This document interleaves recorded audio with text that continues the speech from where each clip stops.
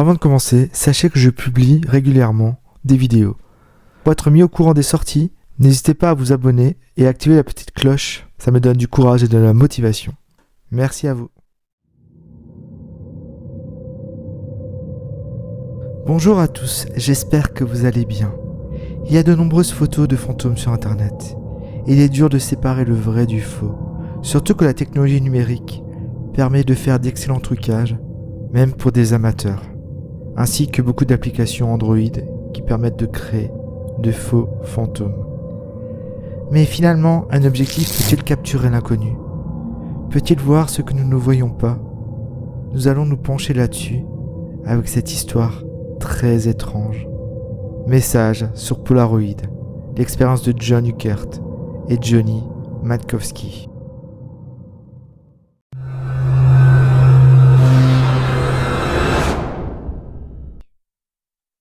Nous sommes en 1991 à Los Angeles, en Californie. John Eckert et Johnny Matkowski sont écrivains. À Noël, John reçoit de son père un Polaroid Spectra. C'est un appareil photo instantané. Pour les plus jeunes, en gros la photo sort directement de l'appareil. Johnny a pris quelques clichés pour tester l'appareil, mais s'est vite lassé et l'a mis de côté. Un après-midi, il est seul chez lui et la porte de la salle de bain s'ouvre toute seule. Il attrape son Polaroid et prend une photo. Mais rien n'apparaît sur l'image. Il referme la porte de la salle de bain, retourne à son bureau et sentit comme un picotement. Et là, la porte de la salle de bain s'ouvrit à nouveau. Évidemment, il commence à paniquer et la peur s'empare de lui. Il sentait quelque chose près de lui. Il déclare : « Il y avait quelque chose dans l'air. Il y avait quelque chose dans la pièce avec moi. Je sentais comme une sorte de picotement. » Il se saisit de son appareil photo et appuie sur le déclencheur. La première prise est ratée. Dans le stress, il prend la photo du mur, mais la deuxième est la bonne.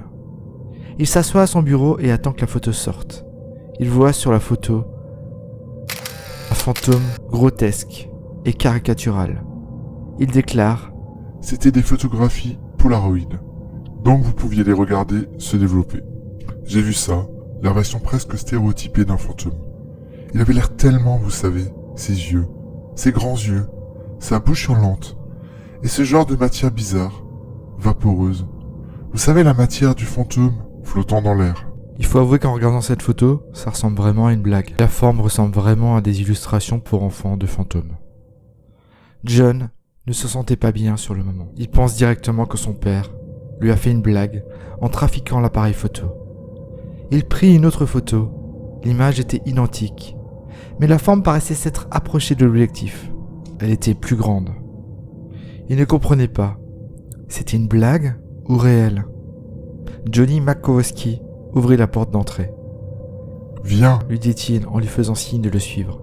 J'aimerais que tu me donnes ton avis sur quelque chose. » Il lui montra ses photographies et Johnny paraissait fasciné. « Waouh, elles sont vraiment géniales. Comment as-tu fait ça ? » ?»« Je viens de prendre ces photos, je n'ai rien fait de plus. »« Non, tu les as trafiquées. »« Je te promets que non. Tiens, tu vas voir, on va en prendre une autre. Mets-toi là, juste en face de la salle de bain. » Johnny prit alors une photo. Et les deux hommes impatients attendaient que la photo sorte. Et là, une silhouette cotonneuse flottait au-dessus de Johnny sur la photo. Il déclare : « Il a pris une photo de moi. Au-dessus de moi se trouvait une forme de type similaire. Mais elle était plus grande et plus étrange. J'étais terrifié. Je ne savais pas ce qui se passait, ni quoi penser. » Les deux amis voulaient continuer leur test, mais John était à court de pellicule. Ils examinèrent pendant des heures les clichés et discutent ensemble de l'explication possible. Ils vont acheter de nouvelles pellicules pour être sûrs que les pellicules n'étaient pas trafiquées. À chaque fois qu'ils ressentaient quelque chose, comme un picotement semblable à un coup de soleil, ou qu'ils avaient la chair de poule, ils prenaient une photo. Et parfois, une silhouette brumeuse apparaissait sur l'image. Ils vont alors continuer leurs expériences. Ils gardaient tout pour eux au départ. Ils imaginaient bien qu'on les aurait pas pris au sérieux. Mais un jour, ils craquent et décide de montrer la photo à un groupe d'amis. Il les prévient. Nous avons quelque chose à vous dire. C'est un peu étrange, mais nous voulons le partager avec vous.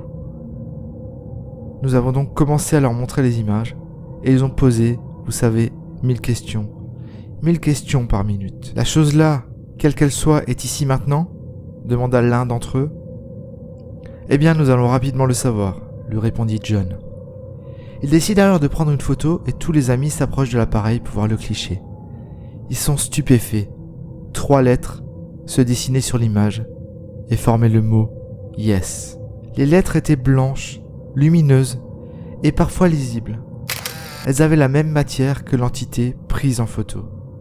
Pour eux, quelque chose venait de rentrer en contact avec eux, et ce message était le premier d'une longue série. Un homme prend le Polaroid et pose une autre question. Êtes-vous un bon fantôme ou un mauvais fantôme ? Il prend le cliché et il apparaît le mot ami sur le cliché. Quel est votre nom ? lui demanda-t-il ensuite. Le nom White apparaît sur la photo. Où allez-vous quand vous n'êtes pas ici ? Et sur la photo se dessine le mot flux. Personne ne comprit vraiment sa réponse, mais ils en conclurent qu'il était dans un flux quelconque, comme une sorte d'autre dimension. Êtes-vous un fantôme ou un esprit ? Dit alors Johnny, Montrez-vous. À quoi ressemblez-vous ? et sur la photo, en anglais, au développement, il découvre le mot « pas prêt ». Les deux écrivains sont rassurés. Leurs amis se sont pas moqués d'eux, ils ne les ont pas traités de fous. Ils affirment qu'ils n'ont pas trafiqué le Polaroid ni les pellicules. Ils avaient réussi à rentrer en contact avec quelque chose, et cette perspective les fascinait. La semaine suivante, ils étaient encore plus perplexes, se demandant ce que ça pouvait être. Ils décident d'organiser de nouvelles réunions et demandent à leurs amis d'amener leur propre appareil photo. Mais les messages n'apparaissent que sur leur fameux Polaroid Spectra. Je crois que c'est quelque chose dans la composition chimique de ce type spécifique de film qui permet aux images de laisser l'esprit s'exprimer. En conclut John. Ils ne voulaient pas parler de leur histoire en dehors du cercle amical, mais ils passaient à la télévision une émission qui s'appelait Sci-Fi. Johnny en était fan. Il décide alors d'envoyer les photos à l'émission pour les voir passer, mais l'affaire alla plus loin. Il déclare: Ils nous ont appelés, ils nous ont dit qu'ils voulaient faire une émission satellite, en direct, d'1 heure depuis la maison. Tim White, le présentateur de l'émission, était intrigué par les photographies des messages du fantôme. Il pensait que les images étaient authentiques et qu'elles prouvent évidemment l'existence d'un au-delà. Il pensait, je pense évidemment, aussi à son audimat. Ça va de soi. L'émission se déroule.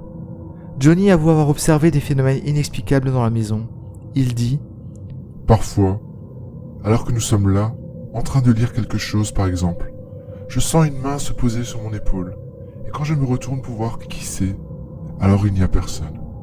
Ça me donne comme des poussées d'adrénaline, ou quelque chose du même genre, et ça me rend nerveux. L'année dernière, j'ai vu à plusieurs reprises une ombre flottante traverser le plancher, le bureau, le mur. La première fois, j'ai pensé, je ne sais pas ce que c'est, mais c'est vraiment très lent. J'ai cherché d'où elle pouvait venir, mais il n'y avait rien qui pouvait l'expliquer. Et apparemment, je suis le seul à avoir vu ça. J'ai vu ce vieil homme debout près du canapé. Je l'ai vu du coin de l'œil, pendant un bref instant. Puis j'ai tourné la tête et cligné des yeux, et il avait disparu. John décrit des sensations étranges quand l'esprit est présent. Je ressens comme un coup de soleil sur mes bras. Je ne trouve pas d'autre façon de l'expliquer. C'est un picotement, comme un coup de soleil. Et c'est comme ça, je sais qu'il y a une autre présence, ou quelque chose ici. Il parle ensuite des messages sur les photos, et les photos sont diffusées à l'écran. Et des millions de téléspectateurs les découvrent, intrigués. La plupart du temps, le fantôme leur répond en anglais. Mais il y a eu des mots en latin. Il dit: nous lui avons demandé s'il était mort dans la maison. Il leur a répondu en latin pour confirmer les dires de Johnny. On convia des spécialistes du paranormal comme Kerry Gaynor, qui a déjà enquêté sur 800 cas de hantise en 20 ans, comme la célèbre affaire Doris Bitter, que nous aborderons d'ailleurs dans une autre vidéo. C'est une histoire également très intéressante. Il déclare à la télévision: Jamais je n'avais rencontré de cas semblables. Les gens qui vivent dans la maison sont là tout le temps. Moi, en tant que chercheur, je viens et je m'en vais. Mais quand quelque chose se produit, c'est tellement excitant, c'est tellement exaltant. C'est un moment de connexion avec l'inconnu et le mystérieux. Il se promène dans la maison avec un détecteur de champs électromagnétiques pour en faire une lecture. Il dit « Nous utilisons des magnétomètres pour voir s'il y a eu des changements d'environnement au moment du phénomène. » De nombreux amis de John avaient participé à leurs expériences et ils ont été interrogés pendant l'émission. Edson Williams est un spécialiste des effets spéciaux au Brooks Institute of Photography de Santa Barbara. Il tend un appareil de la même marque et une nouvelle pellicule à Johnny Matkowski. Il demande à l'esprit « Vous êtes ici pour la maison ou pour Johnny ?» Johnny appuie sur l'appareil en direction de John et sur la photo apparaît donc John et des mots en latin qui disent « Genius Loci ». La traduction est « un esprit connecté à la place » d'après Mata Elkan, une enquêtrice, et Kerry Gaynor trouve la définition suivante, l'esprit gardien d'un homme ou d'une place. Est-ce que la plupart des esprits sont de bons esprits ou de mauvais esprits ? Demande ensuite Martha Elkan en appuyant sur l'interrupteur. 30 secondes plus tard, un surprenant message apparut sur la photographie. Ils sont nombreux au milieu de l'escalier, menant au royaume des morts. Comme le supposé esprit semblait vouloir communiquer avec Marthe, elle lui posa une autre question. « Êtes-vous là depuis longtemps ?» Et une nouvelle réponse, ambiguë comme toutes les réponses du fantôme, commença à se dessiner. Cette fois, elle était en latin. Elle disait « Tout ça, c'est fini maintenant ». Edon Williams, le spécialiste des effets spéciaux, examine les clichés pour voir s'il y a eu une fraude. Et là, il eut un frisson d'angoisse. Il déclare « J'étais en arrière-plan, sur une des images. Donc je regardais une photo de moi, avec le fantôme à côté. Je me suis alors dit qu'il y avait vraiment quelque chose dans la maison. » Mais les enquêteurs se demandaient encore s'ils communiquaient vraiment avec un fantôme ou s'il s'agit d'une fraude. À la fin de l'émission, on envoya les appareils photo et les clichés au Brooks Institute of Photography et Edon passa les images au scanner. Il remarque que les textures des mots étaient filandreuses. Il essaie alors de recréer le phénomène avec du coton et réussit à obtenir une image identique par un jeu de double exposition. Mais c'est très long à mettre en place, et la manipulation du film avant la prise prenait une bonne heure, et pour John et Johnny, ils avaient de nouvelles pellicules, donc il abandonna la piste. Interrogé, un expert de la société Polaroid de Waltham, dans le Massachusetts, se révéla incapable d'exprimer le phénomène. Concrètement, je ne sais pas comment ils ont pu faire ça, lui expliqua le présentateur de l'émission. Mais les deux hommes qui ont porté l'histoire à notre attention nous ont dit qu'ils n'avaient pas manipulé le film. Les témoins qui étaient là-bas et qui ont regardé ce qui se passait n'ont pas vu de traces de manipulation. Est-ce que ça ébranle votre scepticisme ? Nous n'avons jamais rien vu de semblable, déclara Howard Vorkel en regardant les images tournées sur place. Pourtant, nous vendons des films depuis 50 ans. Nous en avons vendu à des millions de gens, dont certains qui avaient plus de sensibilité que celui-là. Il est possible que ce soit ce qu'ils disent. Il est possible que quelque part, il y ait un flux et qu'il l'ait capturé. Tim West, le présentateur de l'émission, demande à un médium, Peter James, de visiter la maison et d'enregistrer ses impressions psychiques. Il pensait que grâce à son don, il pourrait découvrir la présence du fantôme. Mais étonnamment, Peter était sceptique sur cette histoire et pensait à de la fraude. Il dit « Au cours de toutes ces années, passées à fouiller dans le monde du paranormal, je n'ai jamais vu d'entité se présenter elle-même de cette façon. Mais je dirais que toutes ces choses sont possibles. Et peut-être est-ce quelque chose de nouveau que je n'avais jamais rencontré. » Peter prétendait sentir les vibrations des esprits et communiquer avec eux. En pénétrant dans la chambre à coucher, il déclara immédiatement « Je sens que cet endroit à l'intérieur de la chambre est un point chaud, ou peut-être l'individu est-il mort à cet endroit, parce que c'est là que je le sens le plus. » John Uckert et Johnny Matkowski avaient déjà enquêté sur le passé de la maison, qui avait été construite en 1848, et ils connaissaient les noms de ses anciens propriétaires. Ils n'avaient pas partagé cette information à Peter, mais le médium avait cité plusieurs noms de leur liste. En 1911 et 1912, 3 femmes avaient vécu là, dont une certaine Amelia. Robert avait occupé les lieux en 1941 et Gilbert en 1966. Ces 3 noms ont été évoqués par le médium. Peut-être que le médium s'était aussi renseigné sur le passé de la maison. Peter James, le médium, découvrit un vortex au salon, une sorte de portail dont les esprits pourraient se servir pour passer dans notre monde. Il dit « Je sens une très forte vibration, comme si quelque chose venait du plancher pour monter au grenier.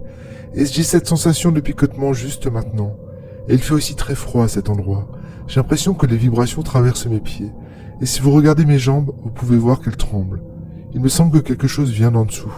Et ça traverse tout mon corps. » Johnny prit plusieurs photos du médium debout au milieu du vortex, et les images révèlent de nombreuses formes vaporeuses autour de lui.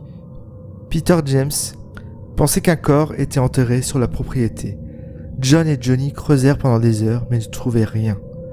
Après cette émission, John et Johnny refusent différentes propositions pour participer à d'autres émissions. On commence à les traiter de charlatans. Johnny déclare « Nous ne sommes pas là pour faire croire quoi que ce soit à quiconque. On raconte juste ce qui nous arrive, tout ce qu'ils ont fait, les scientifiques, l'agent du FBI, l'expert en photographie, pour essayer de réfuter le fantôme. Ils ont même fait une analyse vocale pour savoir si nous étions sincères. C'était une sorte de test, de détecteur de mensonges. Il est là pour nous. Il n'est pas ici pour être exploité. » John Uckert et Johnny continuèrent à prendre des photos pendant des années. Au fil du temps, le fantôme devint pour eux une présence rassurante, un ami à qui confier crainte et état d'âme.